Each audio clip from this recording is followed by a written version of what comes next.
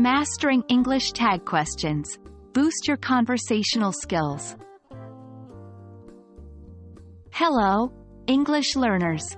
Welcome to another exciting video in our Conversational English series.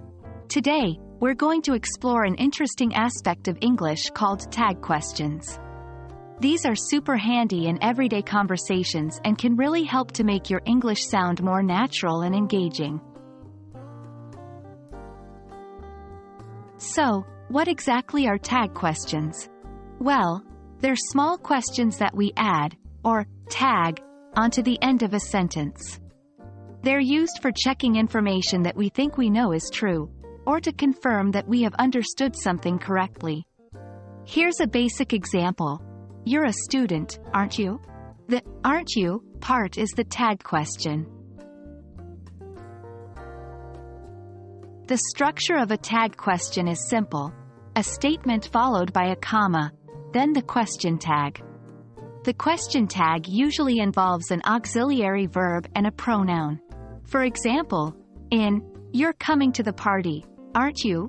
"aren't" is the auxiliary verb and "you" is the pronoun. Here's something interesting. If the statement is positive, the tag question is negative. And if the statement is negative, the tag question is positive. This is called balancing. For instance, she doesn't like ice cream, does she? Or, he reads a lot, doesn't he? Tag questions are brilliant for making conversations more interactive.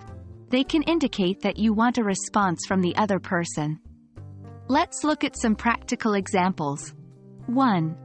Checking information. Your name is John, isn't it? 2. Asking for agreement. It's a beautiful day, isn't it?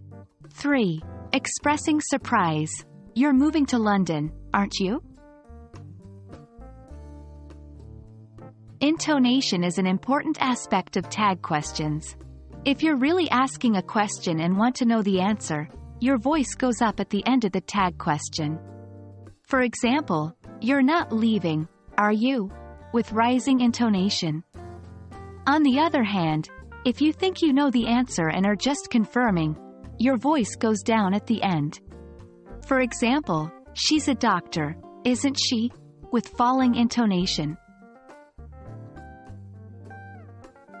And there we have it. The art of using tag questions in English. Remember, they're not just for asking questions but also for making your conversations more interactive and engaging.